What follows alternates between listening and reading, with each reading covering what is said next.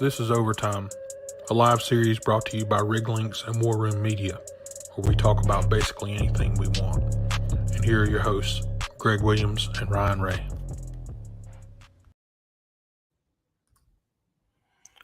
Ryan, What's up, man? it's Christmas Eve, man. Well, okay, so I was going to ask you, you're in an undisclosed location, but is it still Christmas Eve or is it Christmas? I don't know what time it is where all over the worlds are, but theoretically it could be Christmas where you are, so you know, it's hard to tell. No, I'm just a shy ahead of it actually being Christmas Day, but no, it's not Christmas yet. Still Christmas Eve. In fact, I am enjoying my celebratory Jack and Coke at the moment. Well, yeah, no ice either. Just straight gangster. No ice. I like that. That is straight gangster. Ice is a commodity in some places of the world, man. Yes, it is. Yes, I do have a story though about ice. Now that you bring it up, it was I was working in Sierra Leone many years ago, and in Freetown, and the hotel we were working in at the time didn't have any sort of thing called ice. And so we bought a ice machine and was having bottled water brought in, put in the ice machine and making ice for the crews whenever they were coming in from the rig, right? Mm-hmm. But yeah, some people take ice for granted. Oh yeah. It's a commodity, man. Serious commodity in some places. Well, and for the elite like yourself, you know, you can afford that kind of stuff to have it brought in. So that's Bill Gates type stuff. Yeah. Bottled water is Bill Gates type stuff in Sierra Leone for sure. All right, let's get the rundown up here. But, you know, I just want to say publicly, I appreciate the fact that you send these notes over and tell me what you want to talk about. I have other co-hosts that won't do that with me, so it's really an honor to work with such a professional like yourself. So thank you. I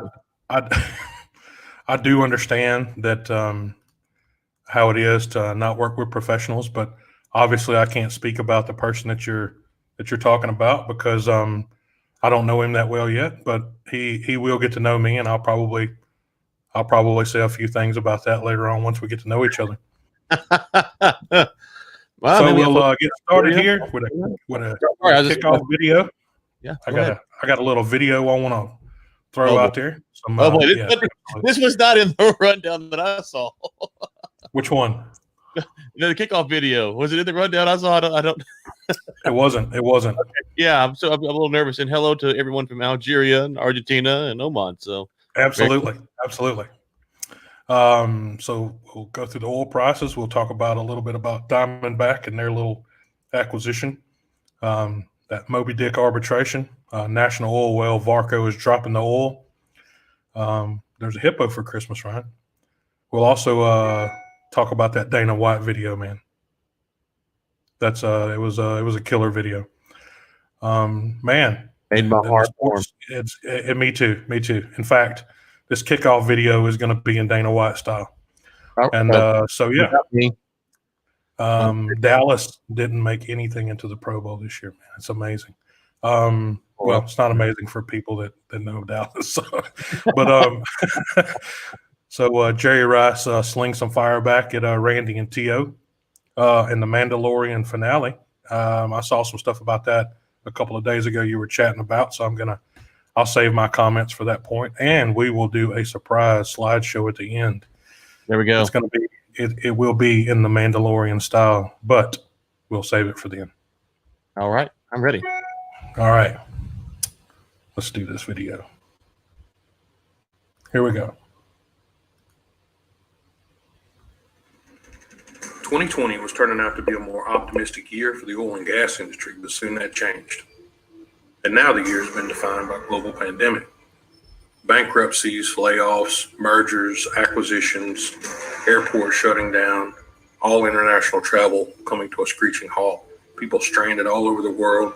The duration of time for an international worker increased from 1 month to 9 months in some places, all alone without a way to get home. The list just goes on and on. The impact of the pandemic has been a massive blow to the industry. While people were confined to their homes during the lockdown across the world, the media was able to up their game on anti-oil and gas rhetoric. Rig Links was here, pushing out content, publishing articles, and showing the world that the need for oil and gas will never go away, but it will reshape the future that we can all be proud of and have been proud of for many years. Riglink's intention is to never stop fighting for the hardworking men and women of the industry. The media paint us to be evil, although every single day they enjoy the products that are created from the hard work you consistently deliver. Riglinks took media to an entire new level this year. Our personal social media accounts have been banned in some places because of how hard we push positive media for the industry. Who are these people that ban your accounts and are anti-oil and gas? They're driving cars next to you each day on the freeways and in major highways and major cities. They're sitting next to you on trains and planes that travel all over the world, both fueled by the industry you're supporting. They're sitting next to you in restaurants and walking beside you in shopping malls, all cooled and heated by the very work that you do each day. Who are these people and what have they done for you or your family? Instead of understanding and working together, they would rather attack all this time while enjoying the products that the industry provides. For a very long time, supporters of the industry wore suits and ties and stood in groups in Washington and in other parts of the world supporting what we do under the cloud of large corporations. Corporations that are in business to make money. But isn't every business in business to make money? When these companies go out of business, this not only hurts the industry, but it also hurts thousands of people that are now forced to find work somewhere else with a very different skill set. Some can do this, but most can't. It's not simple exchange of workforce from one place to the next. It was time for a change. So companies like Gridlinks, Full Country Media, War Room Media, and many others are out here to show the world that the media anti-oil and gas rhetoric is wrong. Each of us have a part to play in this. We need to work together for the future. Will you let 161 years of development, science, engineering, architecture, training, research, and technology all be taken away by the same people who enjoy what you do every day? The people of the industry are no longer standing in the shadows, letting the media determine the course of their future. Riglinks is not afraid of the media. We embrace the opportunity to share what the industry does and will continue to do for the entire world. That is exactly what we did this year.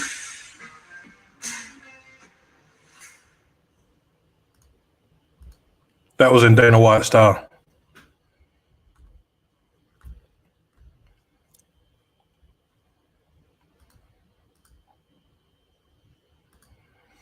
All right. I'm muted there. Good job, man. That's a great video. Yeah, I think it puts a lot of things in perspective whenever you do your full in review and to December of the year and you look back and you say, oh man, look what we did this year. Right. No, that's awesome. That was pretty amazing. Pretty amazing. All right. Topic that you always jump on me about opening up with here. We'll just jump right in there with the oil prices, man. But I will say that some of the stuff you were on about finally broke through there. So it took a mutated virus to do it, though, man. What's the saying? The broken clock or something like that? Twice a day. Did you notice I had on my good shirt? You got your good shirt on. No. Good shirt. And I shaved. And you shaved? I got a haircut yesterday. So it's Christmas. Yeah, I got a haircut. I had to shave for Christmas. Yeah, okay. Well, you look nice. Look at spiff. You don't have your North Face on, though. Where's that at? I don't have any North Face with me, man. Yeah. Where's your North Face? I think I said before that they don't make anything big enough to fit me. But so is that Brent that we're looking at there? Yeah, let me swap over there. Yeah, no, that's WTI. Yeah. So 47.84, Ryan. What are you thinking? I mean, same thing I thought last week. It's too high. It's like you got the rent's too damn high. You got the oil price too damn high. It's one of those deals. It's like, So in all seriousness, here I would say this. I talked about this on Energy Week with Ellen Wald this week. Let's just put the price of oil on the side for right now. Okay. Let me just tell you this story. We just passed $600 direct payment stimulus check for Americans. Okay. And they're talking about passing another one. But for now, This was back on Monday. Hey, $600 for every American. Yay. Biden administration has come out and said that we want to do another round of stimulus in Q1, his first 100 days. How on earth are we talking about a healthy economy when you have to have 2 stimulus packages within 4 to 5 months? Okay, and so the relative price of oil or any stocks have to be overinflated, because if the government is saying that we need to print more money and give it to people so that they can live, then everything's overinflated. I say That's right. Everything. So I agree. 100%.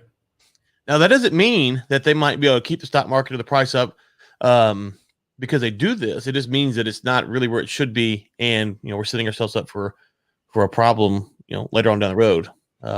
So yeah, that's my thoughts. I don't know, man. Real quick, we got folks in from all over the world today. We got Nigeria, India, Syria, Congo. So anyway, sorry, I don't know if you saw that. No, happy Christmas Eve to everybody that's out there from Nigeria and worldwide there, Congo, and yeah, I see that. Gillis in there. He's I'm sure he's back in France, but no, I apologize there. We're not going to cover the Chapter 11 for Pacific, but I understand they will be coming clean there at the end of the year. They're voluntary Chapter 11, by the way. So yeah, they went into restructuring there before they got the bottom snatched out from underneath them. So they'll probably come out on the end. I mean, their whole fleet is less than 10 years old. So they get rid of their debt and come out there. They'll be able to play in that 100 to 150, 200 range and get them some jobs for those ships. So that's good. That's my comments on Pacific. But anyway, yeah. But the Brent's holding in there, man. Still a little over 50. Yeah, no, I mean the price is up. So we'll see.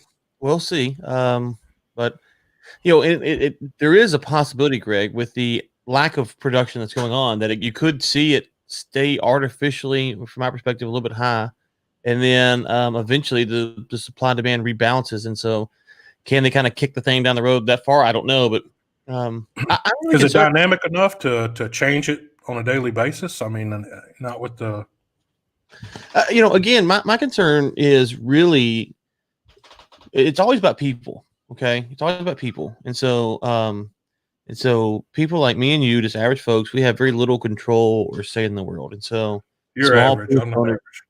I'm below average. You're right. Thank you. You're above average, right? And so, but you sit there and you go, okay, well, if you're a small business right now and you're planning, oil and gas, oil field service work for 2021, and you look at the price, you go, man, good price. The stock's up. I'm gonna go invest in a bunch of money in salespeople, technology, whatever, and then in 3 months the price crashes.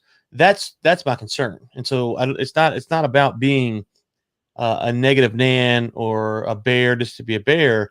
It's that people that listen to us, Greg, are people who are just average folk, and I'm always concerned to overhype things, because I know the pain of when it goes bad for the average person, right?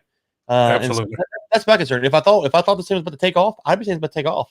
I don't think that's the case, and so maybe by the end of next year it will. But be conservative.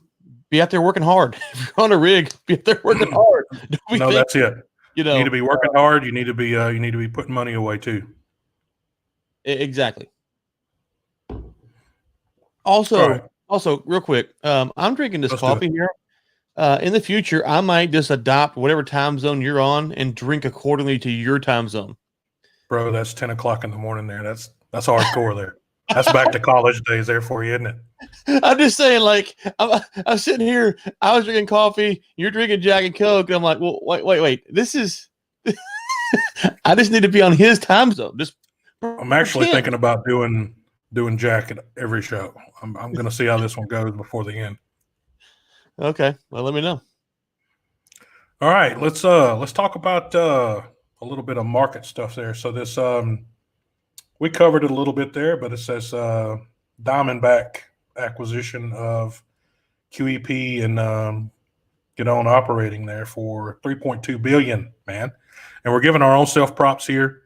This is RigLink's website, so yeah, you can get all your news and stuff there too. So Ryan, that was So just the price there. I mean, I'm surprised that companies even still have that much liquidity laying around to be able to snatch it up at this time of the year. So I guess maybe they had some cash laying around or what. Well, I think this was just a paper buy, right? Did they actually exchange funds on this one? Let's see here. 3.2 billion, including debt. Continuing consolidation spurred by coronavirus. It's a realization among small producers how difficult it is to deliver on returns.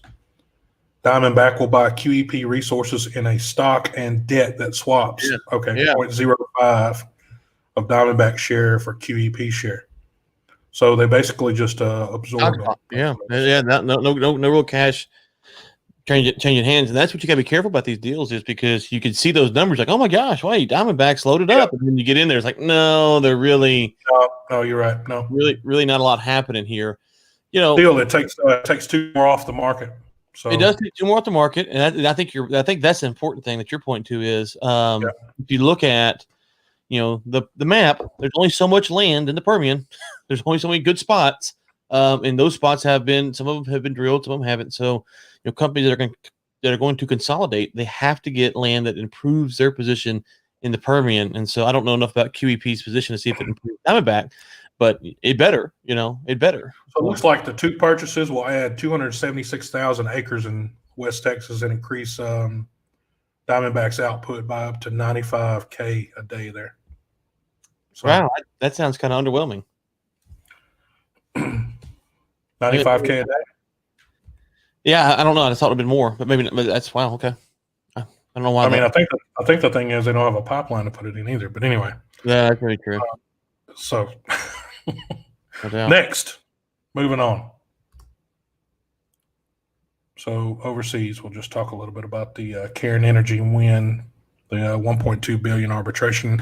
And the reason I'm calling that kind of a Moby Dick thing is because I'd have to be quite honest. I mean, that's the largest amount I believe I've heard in an arbitration win here in years. So, I mean, that stems back from a 2011 kind of a bad tax deal. But now, of course, Cairn is probably not ever going to do business in India again. But, what do you think there?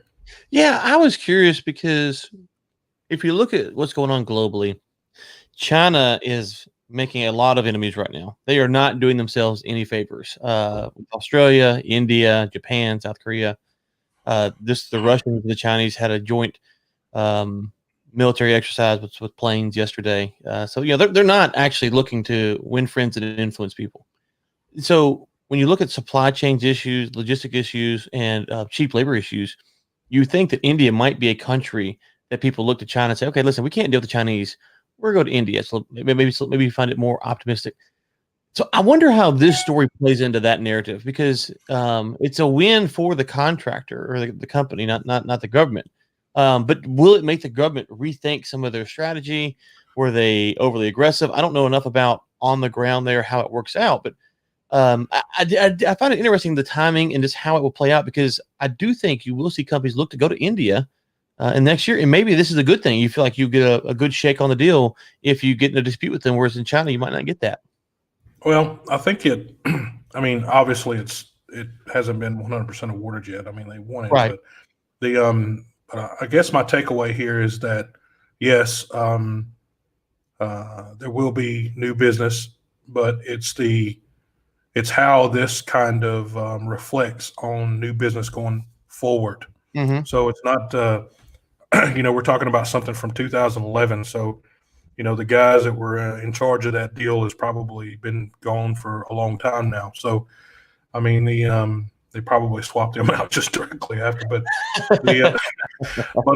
but what I'm saying is that any new investment, coming into any country, whenever you're seeing things like this, and obviously this is not the first one here, or locally to India, but there has been a few others. But the main idea is to have a really good relationship, once you get started. I mean, that's something that's paramount, is that relationship that you keep intact. So somewhere along the line, there was somebody that probably had a bad piece of information, or somebody wasn't happy that that they didn't get included in one of the conversations or something like that, and they just took the big stick out, and then they ended up now obviously paying 1.2 billion. But the the comment down here was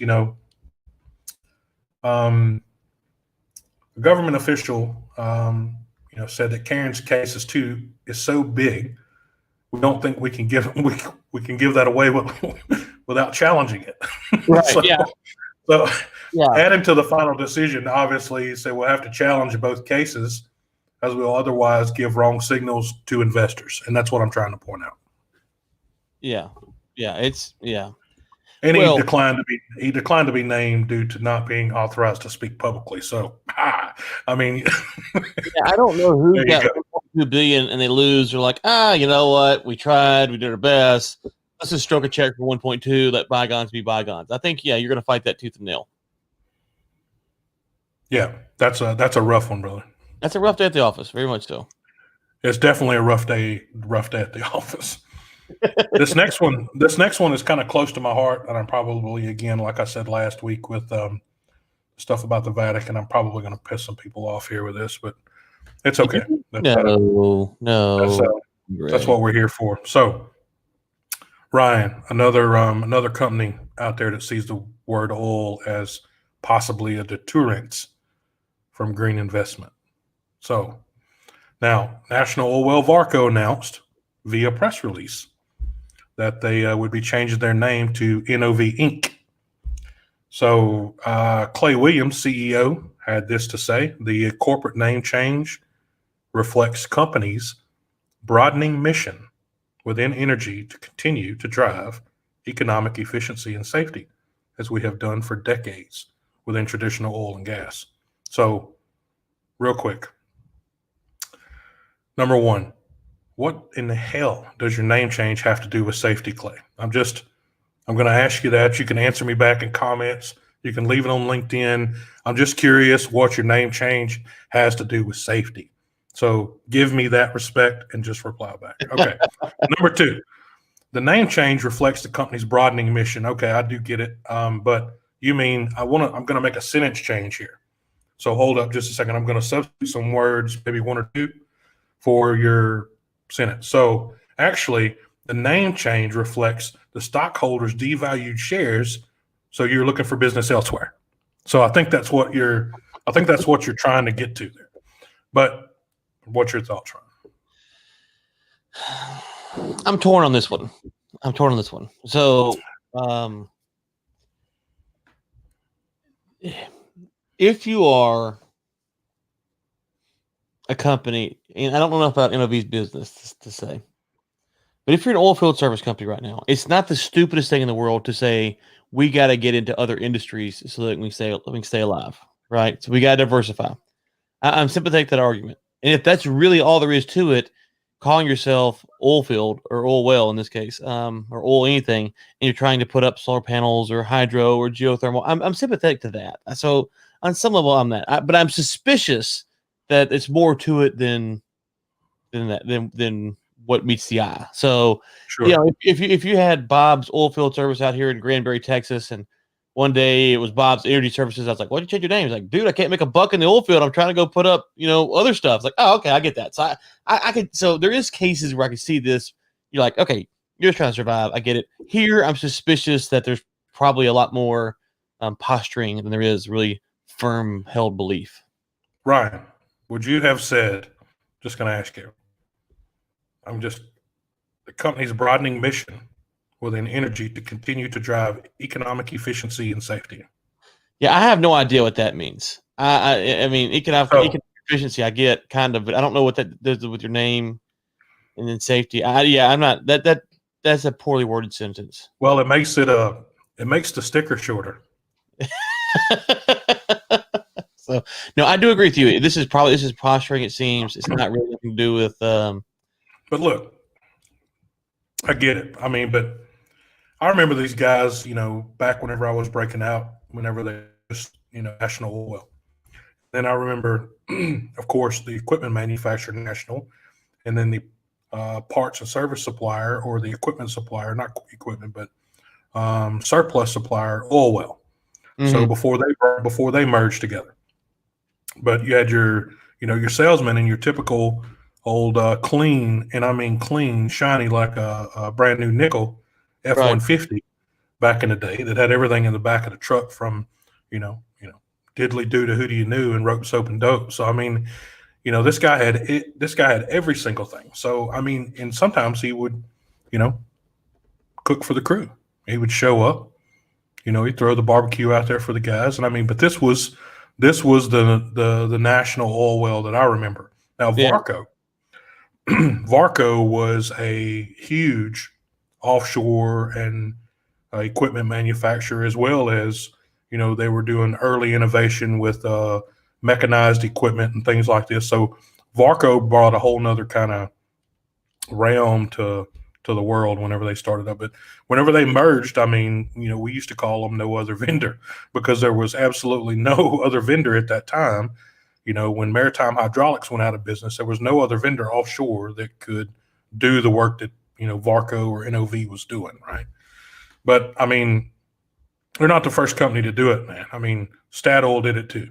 Right. So I mean, I mean, but, DOG. yeah, for sure.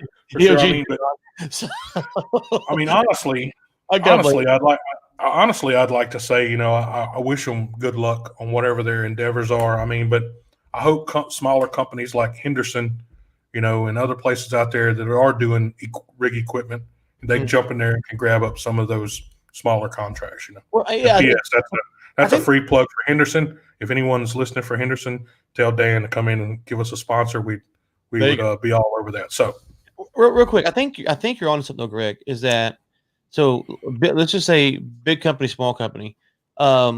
Big company, NOV. They don't have a hard time marketing in the oil field world. Everyone knows who they are. Definitely. To the green folks, whatever, that's fine. If you are a small oil field service company and you're doing okay, I would double and triple down on the oil and gas name, right? So if you're not struggling, if you don't need to diversify, or you don't want to diversify, I would double, triple down on oil and gas name, because you're going to get people in the industry who goes, these are my people. These are the people who are proud to be oil and gas. Oil and gas is a very proud industry. A lot of pride taken in by the workers, especially on the ground. So if you don't need to diversify into other sectors, double down on the oil and gas name, and you will probably have some marketing and just sentimental competitive advantages over companies who want to move into other markets and just ride that coattail. Yep. I mean, like I said, I hope like small companies like Henderson and some of these other guys get in there and get it. But I mean, again, be like North Face, wouldn't buy anything else from you guys. But see here, it's like the same issue. But it's easy that they can leverage the market because of what they do, because they're so big, and there's hundreds of offshore rigs that have NOV equipment or Varco or National Oil Well equipment. So they are the ones that provide that equipment and that service. So okay. yeah, that's it. So I mean, it's to be quite honest, it's a piece of history that's changing, and we do get sentimental in this industry very easy, and so to see the actual National Oil Well Varco name gone is a big thing, Right. So, all right, moving on. We have to move out of the oil field business. We're getting a bit sentimental. It's Christmas, man.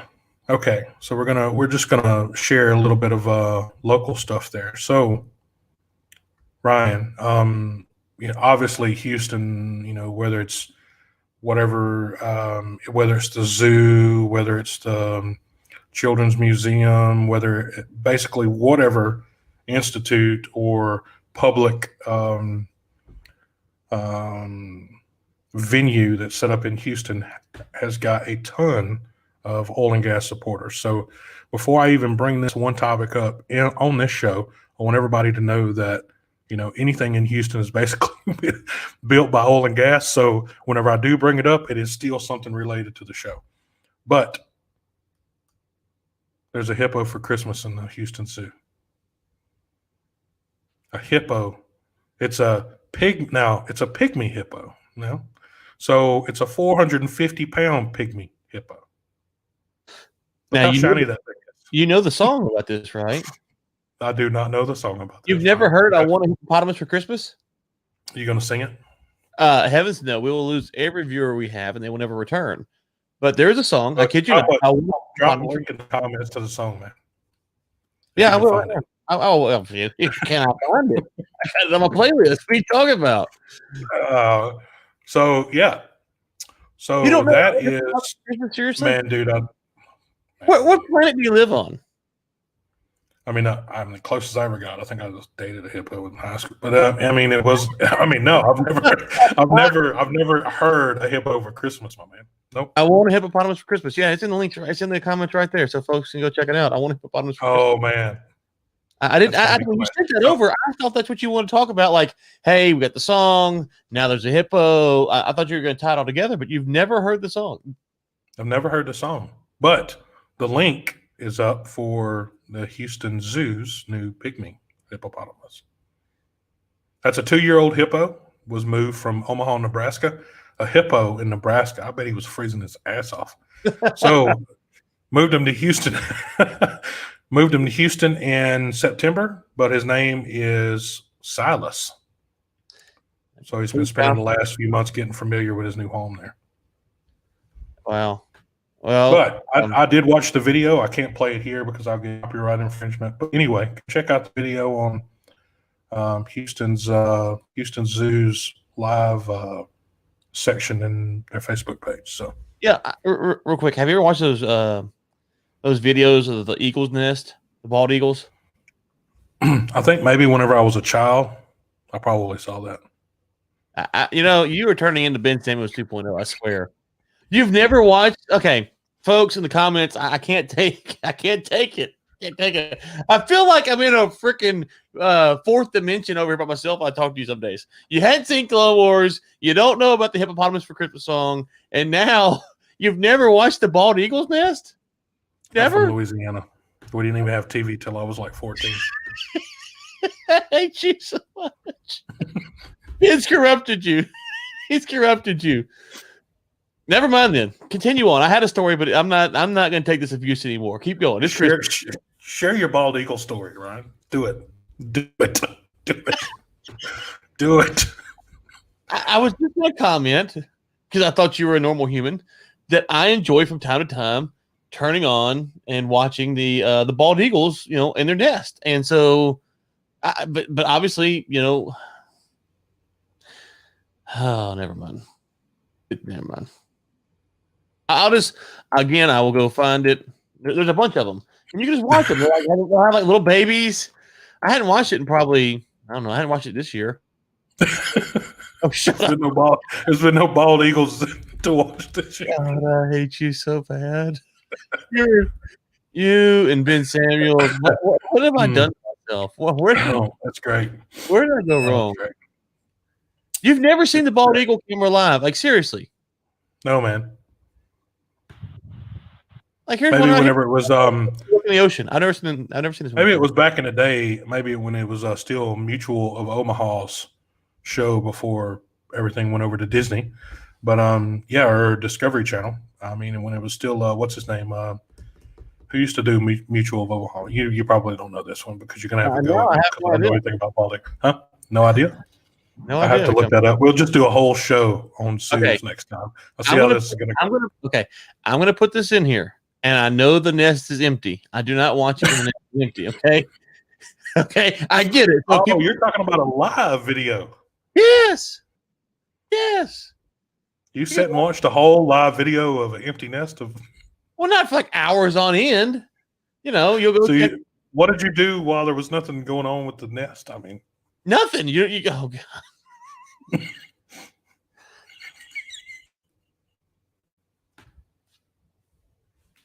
I need a Jack and Coke. That's great. This is perfect because it's setting us up directly for Dana White coming up next. So. Oh gracious! No, I mean, okay. So I put the links in there, and there's some out in California and anyways, I watched those. And what you do is you get on there and you see what's going on. If the Eagles are there, you watch it, and if not, you go on about your business. And so, this is the one in Big Bear I think I've seen before. Anyways, and sometimes it's pretty cool because it's a live feed, so you can kind of scroll through. And you can see the mama eagle or daddy eagle bringing in the fish for the baby eagle and stuff like that. So it's just cool. But you know what? I'm a loser, so never mind. I'm done. It sounds invigorating. God. Did Ben get to you? I feel like Ben got to you. I mean, is it only like one nest, or is there like a duplex nest? Is there do they have, when it gets a little bit older, do they come back and have like join nests or? Okay, next. I'm done taking this abuse. I'm done with the abuse for now. Oh gosh, what did I do? That's great. Oh gracious, no, it's not Great, great. right? It's Awesome. It absolutely is. Mm-hmm. So these nests are all empty. I put a couple live streams and all of them are empty nests. There's no eagles there. Like I'm scrolling back to the feed. They've moved on or something. I don't know. Dana White, gangster. Look at here, man. Dana White is so gangster. He replied back to his own comment. Dana White. You know what? I'm actually going to do copyright thing here, and I'm going to play this thing. Do it. Play it. 2020 was supposed to be a banner year, a year now defined by a global pandemic. The NBA is suspending the season. MLB spring training, NHL regular season, March Madness canceled. It will forever be known as the day sports shut down. Cold. While sports across the globe go dark, Dana White says the show will go on for UFC. Why Dana White comfortable continuing? Dana White is somebody with a flawed intelligence. You ought to be ashamed of himself. More doubts this should even be attempted. There's still a medical danger here. Really negligent decision making to make a buck. There was an article in the New York Times today that was very critical. I don't give a fuck. It seems dangerous. It seems foolish. They're going to make a sporting event safe. There's no way to 100% guarantee the safety of everybody. We don't dictate the timeline. The virus is the one in charge here. This isn't something that should be happening. So many risks involved in this. There's no way they come out of this completely unscathed. This whole damn idea is reckless. Dana White's legacy, pay me, even if I put you in serious and potentially fatal harm. Lining your pockets with money is more important than the safety of the production staff and the people you have fighting for you. You can't make it totally safe, and it's all fun and games until someone gets this thing. You're not listening. It is purely creative. This is totally negative for mixed martial arts in the UFC, and I'm not sure it's one that they'll get over for a while. Dana's way off here, way wrong. The virus forced businesses across the country to close their doors. The global fear of COVID-19 as cases around the world continue to grow. I'm not afraid of the media. Why should anyone listen to the media? Who are these people? What makes them experts? What have they ever accomplished? They criticize me for even trying to find a way forward because it's easy to criticize from the sidelines when you risk nothing and do nothing. But we need to fight this thing. Instead of panicking, let's find solutions. Is it feasible that UFC could go off in a month? I don't see how. 3 fight cards have been announced in Jacksonville. On our way to Jacksonville, baby. If the UFC or any of these organizations want to go to Florida, that's a recipe for disaster.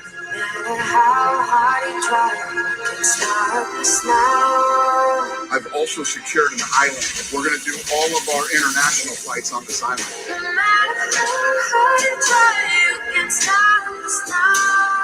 Dana White devised an insane workaround. The UFC is apparently building a facility on a private island that they're calling Fight Island. It's such a stupid idea. I don't really have any trust in them making it something that's marketable or cool.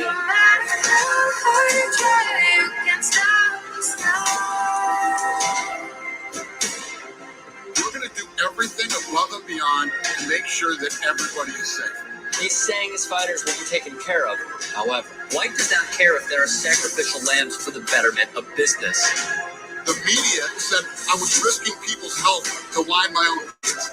I didn't do this so I could make more money. I have plenty of money. I did this so my fighters could make money and my employees could continue to make a living and feed their families. You can see that no expense is spared as far as making sure that we're safe. Will you be willing to pay pay-per-view money for something that shouldn't even happen? Our events were successful in every way, shape, and form that an event can be successful. I'm proud of my crew. We pulled this thing off. That's what we've always done, and that's what we're going to continue to do. Even if you believe they're taking all the precautions, it's still a very high-risk scenario. There's just no way to completely eliminate the risk that someone could get sick. The media are not in the news business. They're in the clickbait business. They think negativity sells and gets clicks. So that's what they deliver. Negativity is their product. But I'm not going to let that stop them. Anytime there's great success, it's surrounded by negativity. But here's the reality. None of the media people know anything about this business.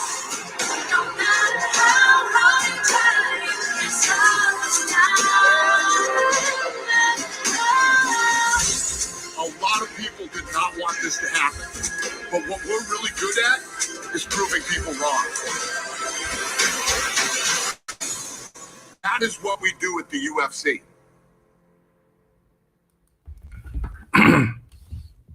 I think Dana White used to be a tool pusher, man. He talks like some old school tool pushers, man. The first time I watched that, it gave me chills, huh? You know, I saw the media that was portrayed in the video whining about being taken out of context and all this stuff. And I thought, you know what? I don't care if he did or not. It serves you right. I remember the fear and hysteria that you guys put into the world, and you, the MMA media, and all of the folks that were pushing this narrative of shut everything down, you know. And listen, I know some people have changed their mind and said, well, you know, maybe overreact or something, but a lot of these guys haven't. They're still out there pounding, you know, you can't do nothing, you can't do this. Anytime someone pops positive for COVID, it's the end of the world. Of course, they all survive, and they never say about, oh, well, obviously, you know, they survive, so it can't be that big of a deal. They never say that. So I have zero sympathy for most of these people in the video. And I'm glad he did it because, A, there was a time where there was nothing going on in the world with the UFC. I'm a big UFC fan. Right. That's right. So first off, I'm very thankful that he did this from that standpoint.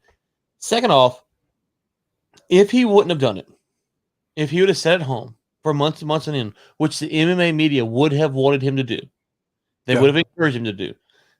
All these fighters would have lost their jobs. Now, and they're still having to cut some, but all these fighters would have lost their jobs, you know, and probably had to have layoffs. And they'd be saying, oh my gosh, you know, they're not treating the fighters fair, this, that, and the other. These people are it would have went the other direction, yeah. Right. These people not just that. more. I mean, the production staff and all these different countries that they fight in, and you know all the different facilities they work at, and I mean, it's not just the fighters. It's like it's just like this industry that we're in. So I mean, it goes all the way down to your mom and pop gas stations there to the, you know, selling fish bait out the back door. So right. Well, and you know, and real quick, you know, we've lost due to the pandemic. We've lost this mindset that if you need to feed your family, go feed your family. You know, and that's a scary thing to lose. And Dana White, to his credit, went and did it. And you know, a lot of the criticisms were like there's a show in Brazil, and they were going to do a show in London, and they tried to do one on an Indian reservation, and they weren't testing. And that was the big thing. You got to be testing. Of course, the tests were hard to get and all this stuff. It wasn't like today where there's billions of tests, but you know, none of these MMA media folks were sitting out there saying, you know what, I tell you what, our organization is going to write Dana White a check for all of the money they put into marketing these fights that's about to lose, all of the money that the fighters who put in the training camps about to lose, all the money that's gone into all of this stuff. None of those people were saying, hey, listen, whoa, it's dangerous. And these guys have got a lot of money on the line here. You know, businesses, I know they don't know how businesses work because they're stupid people, but businesses just do not have Scrooge McDuck cash sitting around going, you know what, we'll just blow it. We're just going to blow it. We're going to blow it. We're going to blow it. We're going to blow it. No, they have a method. We do this, we expect this kind of return. And if we do that, we'll be successful. And if we, and sometimes we do that and we're not successful, but that's okay because generally speaking, we're going to be successful. And so, you know, at some point, if the UFC can't put on events, they will run out of money. That's just a matter of fact of life. They don't have infinite dollars. So I'm glad Dana White stuck it to them. I don't care if some of those articles got a contact or not. those people had no context when they were crushing the UFC. They had no care for anything other than writing clickbait articles, and I have zero time or Exactly right. I agree 100%. I mean, just again, before we move on, I'm going to say it exactly like he said it. He says, I'm not afraid of the media. Why should anyone be afraid of the media? Who are these people? What makes them experts? What have they ever accomplished? They criticized him for even trying to find a way forward. So, because it's easy to criticize from the sidelines when you risk nothing and do nothing. That's exactly right. So folks, if you're a UFC fan, you most likely have seen it already. But if you didn't get to see it in this replay here, then definitely go check it out. It's worth watching. It's a good end for UFC this year. Mm-hmm. Mm-hmm. All right, moving on. A little bit of football there, Ryan. You ready? I'm ready, dude. Now, this makes my heart glad. The roster was released this past Monday, right? So, and did you know that there was not one single Dallas player on it? I did not until you brought this up, and not one single player. And you know how many years it's been since they've not had one on the Pro Bowl? 31. Yes, right here in front of me. So, to be fair to the Cowboys, who I hate, despise with all my life, if Dak Prescott doesn't get hurt, he probably makes the Pro Bowl because he was having a very, very good year to start off. But that is sad that you only got one guy for the Cowboys, America's team, and you can't get one guy on the Pro Bowl. Are you a Cowboys fan, Greg? No, sir. Okay. So I love this story. This is the kind of stories we need more often. Uplift, cheerful Christmas stories like this. Yeah, So I did get a kick out of it for sure because I know how many people out there are Cowboys fans. So I'm a Saints fan. So I grew up when the Saints were in the good. Well, the Dome Patrol was right, but the earliest memories I can remember a little bit of kind of that talk. But most of my childhood was Cowboys winning Super Bowls, especially early grades. Saints were terrible. And so, most of my friends are Cowboys fans. All the time. So that was forever. No love for the Cowboys. We grew up the same way, and it was Troy Aikman in your face 24/7. There was nothing else on the media where we were from except Troy Aikman. It was just, Yeah, it was bad. This one, actually, the next one here is making me smile, though, too. So, Wednesday of last week, Randy Moss was on Terrell Owens' podcast called Get Your Popcorn Ready. And I didn't even know T.O. had a podcast until I didn't either the other day. Mm-hmm. So Randy was there claiming that he was the best wide receiver ever. So just so the audience knows, all the years that T.O. and Randy played, neither one of them had a Super Bowl championship. So before we keep going with the conversation, so they don't have the ring sitting on their nightstand. Jerry had a few of those. So Jerry had some comments on his own to pass over to Mr. Randy Moss here. So, did you see this one? No, I didn't. I was wanting to see. I've been waiting to. I saw it in the show or the rundown, but I didn't go look up the story. I had an idea what he said. So this past Monday, Jerry made a appearance on 95.7 The Game and fired back at Moss's claim that both he and Owens were better than Rice. He said, "Well, this is what I tried to say to the fans and to everyone. It was not about me being the greatest of all time. I don't care if I am the one, the second, or the third receiver. It was all about me winning Super Bowls for the city of San Francisco, my teammates, and my family. I was able to win 3 Super Bowls. I was MVP, and I pretty much hold every record now." And he continues to say it's, political or whatever. If Randy wants to be number 1, that's fine. There's so many greatest of all times. If T.O. wants to be number 2, that's fine. But my main thing is it was all about the rings, the championship. That's why we play the game. So hats off to Jerry. So you think Jerry's the GOAT?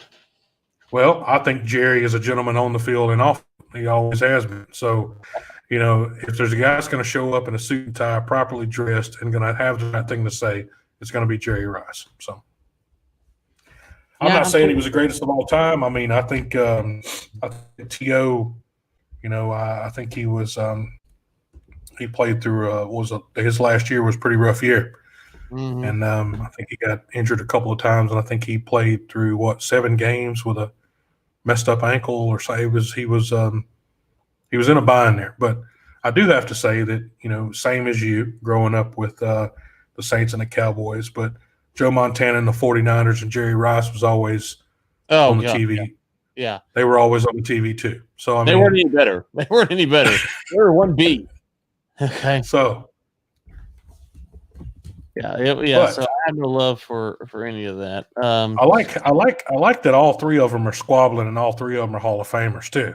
It's like you're already in the Hall of Fame. So I mean, what are you fighting about? Well, and the other thing what makes it worse is that Randy Moss was on the Vikings, and those Viking teams with Dante Culpepper, they would pound the Saints. Oh, they drummed the Saints several times. We had Aaron Brooks. Oh man, they drummed us several times up there in the old dome, the old Metro Dome. Oh, it was brutal. Yes.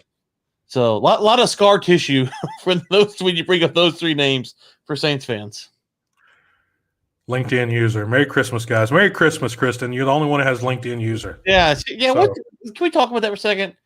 Like, how is she such a ninja that she comes on to live streams and no one knows who she is? It's pretty impressive. It's does she have like a super account? She's the only one. She's the only one. Like it's next level stuff. Did you call it a super admin account? So I don't know, super special, super admin, something. I don't know. She's got something. She's got mad skills, I suppose. I have to get up with her on the side and see what her settings look like, because if we turned all our settings on, would our show be LinkedIn user overtime show? I mean, I don't know. Yeah, by LinkedIn. But Merry Christmas, Kristen. Thanks for coming along and checking the show out. Yeah, Merry Christmas, Kristen. Good to see you. All right. Moving on here to close to the end segment here, but I watched the finale of The Mandalorian, Ryan,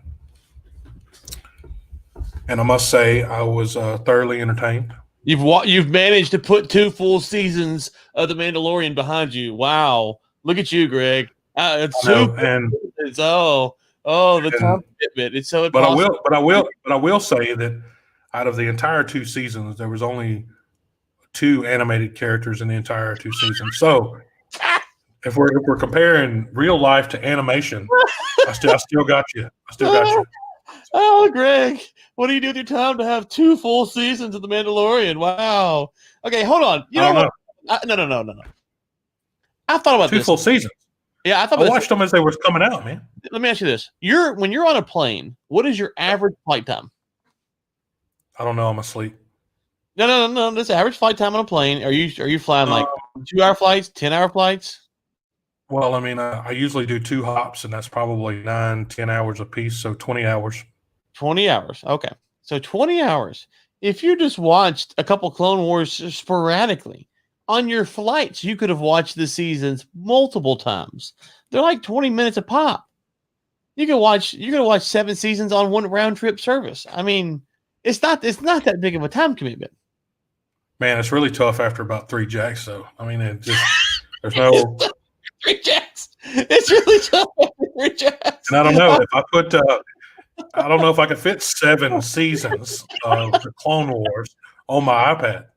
The first time I flew, well, not the first time I flew international. The first time I flew like cross Atlantic, across ocean international. So I've been to Central America, but I went to Africa, and they come by with the little cart with all the little miniatures, and they go, "What do you want to drink?" I said, "Well, how much is the alcohol?" They said, "It's free." I said, "Whoa, free? Like how many?" She said, "How many you want?" I said, "Let's go." And she's like, "Well, I'm only supposed to give you 1 at a time." I said, "I won't tell." She goes, "Okay." So I got my 2 and I poured it, and they came by like 10 minutes later. And I got 2 more. 4 of them things on an empty stomach. You take off with it. It'll put you on down. It will. It'll put It you in a will. spot. And I mean, I took the a Cathay Pacific flight out of LA to, I think it was Tokyo, and I think that was 13 hours, 14 hours. It's still been the longest flight that I took. And I went to sleep, woke up, drank, got drunk, went to sleep, woke up, drank, got drunk, went to sleep, woke up. I mean, multiple times throughout that entire flight. But I mean, yeah. Flight? Huh? 13 is your longest? Really?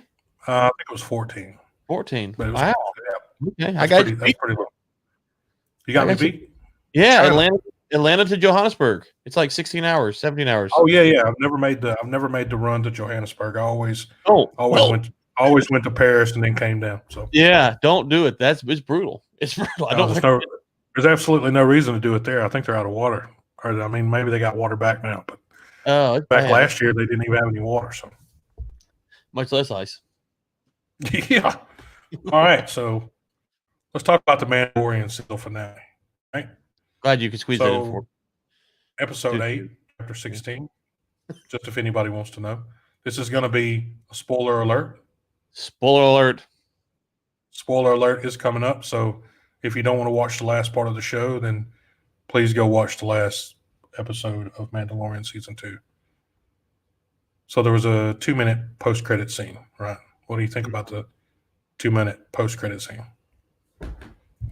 You know, I'm curious where they're going to go with that. I'm torn. I'm excited, but I'm nervous because Boba took over Jabba the Hutt's palace. But so just for context, the post-credit scene is Boba Fett and Fennec Shand return to Tatooine for the audience. So, and if anyone can remember, this was Jabba the Hutt's palace from Star Wars trilogy. And after Jabba met his death from Leia, there being strangled by a chain, his associate, Mr. Twi'lek B. Fortuna, sounds like a pretty cool name, took over running the place. So the scene has Shand coming into the place. Also, he didn't wear North Face clothing either. He swelled up a little bit too. No, that's right. He didn't. He does not wear North Face clothing at all. He just swelled up. So, but the end scene is very dramatic. It's great music. That's a great end shot. So back to your thoughts, Ryan.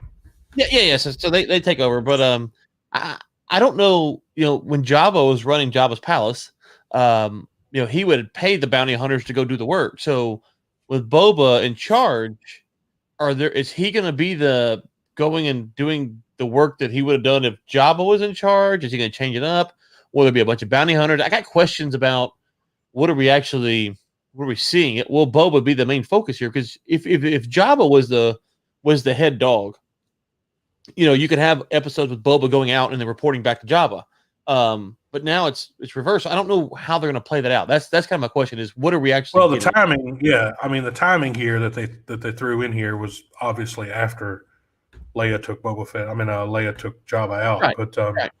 But you see, Jabba.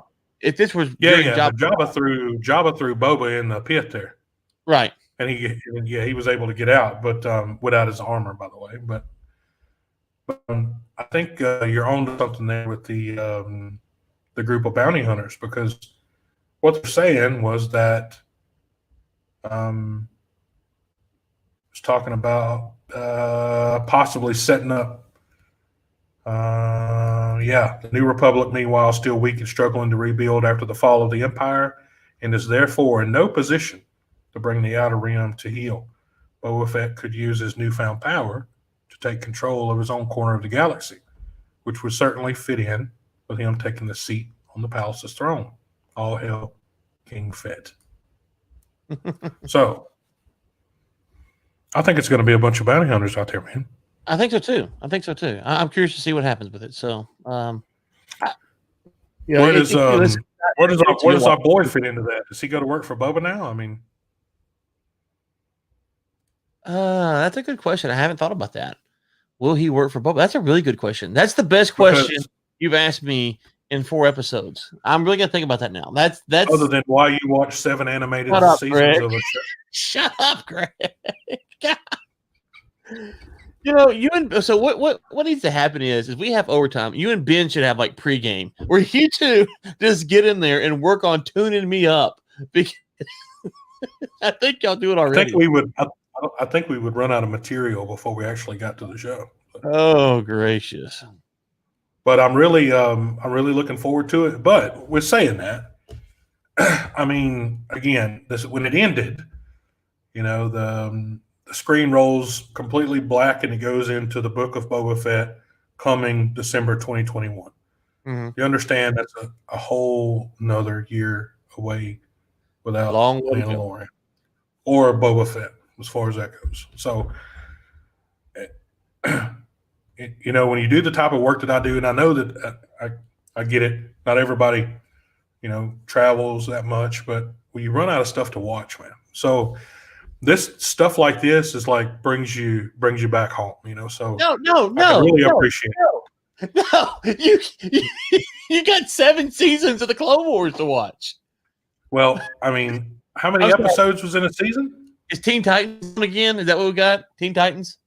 No, I mean, Teen Titans was only one episode. It was a movie, but anyway, it was like an hour, and it was between the old Teen Titans and the new Teen Titans. So, you know, it didn't last long, but it was actually quite good. How long is the season? How many episodes is in the season? I don't know. I don't want to talk about it anymore. Clone Wars? I don't know, 15, 20. I don't know. I have no idea. I really don't. I can look it up. No, I mean, that's only 6 hours per season. So, I mean, if you go 7, I mean, that's 46 hours. So 46 hours, you know, if I flew for 48 hours, I could catch up all 6. Yeah. So, Ryan, I'm just saying that, you know, out of 7 seasons, what do you find better here? Do you find Mandalorian better than the Clone Wars? There's 22 episodes in season 1 of the Clone Wars. And they're 20 minutes apiece? They are, I think they're 20 minutes apiece, 23 minutes apiece, something like that. I don't know. I hadn't watched them. I don't listen. I just enjoy the content, Greg. I just enjoy it. I don't just sit here and make fun of people for enjoying stuff. I haven't laughed in the last 5 or 10 seconds. Yeah, they're about 22 minutes according to IMDb. The Clone Wars series is my favorite Star Wars thing there is. There are some really bad episodes, but it's my favorite stuff. I think Mandalorian is 16 episodes. I'm gonna have to quote you. And you're gonna say they're kind of for kids. The whole George Lucas said the whole Star Wars is for kids. That's his whole. But anyways, there are some for kids. There definitely are C-3PO side missions. If you're like, shoot me now. I think Mandalorian. What? Huh? There's some C-3PO side missions. Yeah, there's like a 2-3 part series where C-3PO and R2-D2 go and look for something. It's like, oh, okay, this is not good. But there's some really good ones. No, I love the Clone Wars. I don't care what you say. I'm looking forward to the Bad Batch too. As far as the Mandalorian goes, 16 episodes. Let me put to the penultimate episode this season, where they go with Mayfield, and they go to find. They're trying to find Moff Gideon's ship and all this stuff, right? That episode is good. It's fine. It has really no place in the show though. Like it maybe it should be in the second or third episode of the season. The next to last episode of the season, it was about Mayfield and his disdain for the Empire and all this other stuff. Like the Mandalorian does stuff like that I find to be it's a good episode, but it you know, I don't say boring. It's out of place. They do stuff that there's some of them that aren't very good in the first season. And they do stuff that's kind of out of place. So I think the Mandalorian is good. I enjoy it. The second season better than the first, but I don't think it's the greatest Star Wars ever made either. No, I mean it was. You know, there's some good things and some bad things in there about it, but I mean, at the end of the day, it's not 7 seasons of an animated series. Never gonna live it down. Never. Right. We are gonna have a little slideshow here to end off. Oh, good Lord. Here comes Ben Samuels. Here he goes. To end off the season of Mandalorian. Look at the comments, Greg, so you know. Hey. Yep. Yeah, there he is. He comes. Like, did you text him? Like, hey, now's the time. Pop in. Oh, gosh. Unfortunately, there was no text, but I can. I hear what you're saying. Ben, 7 seasons, my friend. Cartoons. But we are going to move on here. So, Boba Fett, gone till December 2021. We are going to share his vacation photos. Here we go. He is now. I'm sorry, Mr. Surrender. You have an arbitration matter? Probably not on this call. Send me an inbox. Thank you. So here is Boba taking care of his plane tickets. He's gonna have a hard time getting to TSA. I'm just saying. He is definitely. He stopped and not going to be approved. Took care of this accordion for this newlywed couple here. So, yeah, he also got him a tan. He took a little bit of cruise on a cruise ship. And he also took a little wild excavation here. I think that's a yak. I'm about to say, what is that? That's a yak? I think that's a yak. Boba's got to go. Anyone just tuning in, this is Boba. Boba's back. So he must have given this fella here this Jeep hoodie. I mean, this Jeep hat that he's wearing here. But yeah, so this is Boba on vacation. Here we go.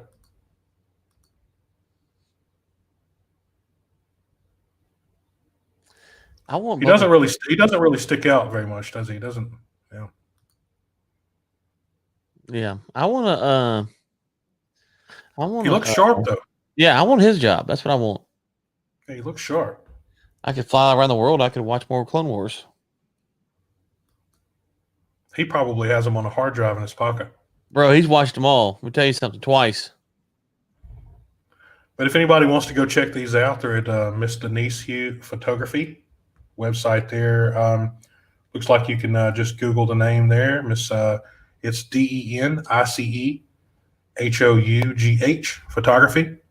And you can go check out Mr. Boba Fett's vacation pictures there. Cheers to Mr. Fett for traveling. That's a goat, man. Hey, man, that's a goat with is that piercings or what is that? It's yeah, interesting. He must have ended up somewhere in I think this looks like maybe is this Korea? You got me. Some kind of festival here. It's a yak and a goat dressed up. So anyway, yeah, he's not meeting his OSHA requirement to shave with that mask on. So, but yeah, he's getting around the world there after his season of Mandalorian. Well, Greg, I'm curious. Big plans for Christmas? I won't be watching Clone Wars, but I do have an invitation to not watch Clone Wars, but I do have an invitation to go have dinner at a coworker's place. So I'm going to go take them up on the offer. Jack and Coke on the rocks? Actually, well, I'm going to be bringing my own. It's not typical strategy here. Typically, they like that here too, but yeah, I'm going to have something like that. What about you guys? We're staying right here. I mean, this is the home office, so we'll be right in there. So not going anywhere and taking it easy. We have a tradition where we go eat Taco Bell on Christmas Eve night.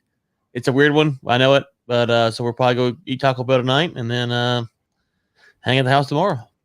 Taco Bell is a Christmas Eve tradition. Listen, bro, don't judge. The kids love it. No, I'm not judging. I was going to actually appreciate. Yeah, Clone Wars joke, Taco Bell joke, Ben Samuels with the Burger King line. Here it comes. Well, here it comes. Ben said that. I didn't say that, but I was going to say that if I was there, then Taco Bell would be completely fine. I would do a Taco Bell, man. Yeah. Okay, well, listen. Now that Samuel's here, it's time to wrap this thing up. Here comes the tag. Where is Grayberry?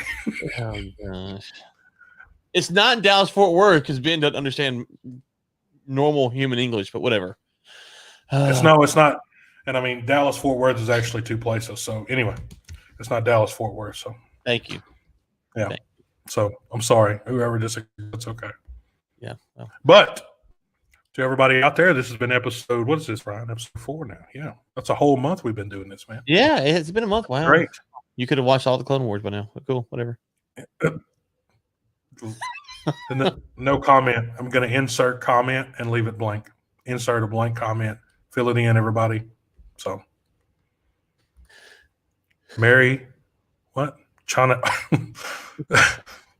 Nice. That's good. That's good. But I will say this. I will go ahead and put my Merry Christmas in for the comments for everybody.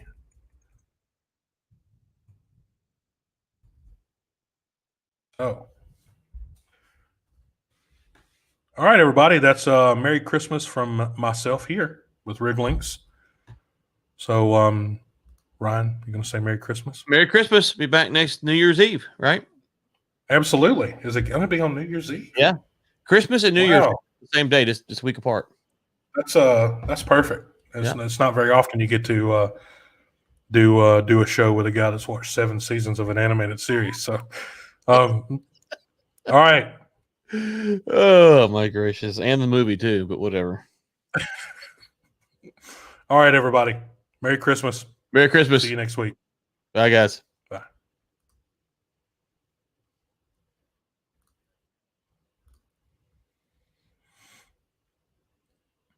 You've been watching Overtime, a live series brought to you by Rig Links and War Room Media. Your hosts have been Greg Williams and Ryan Ray.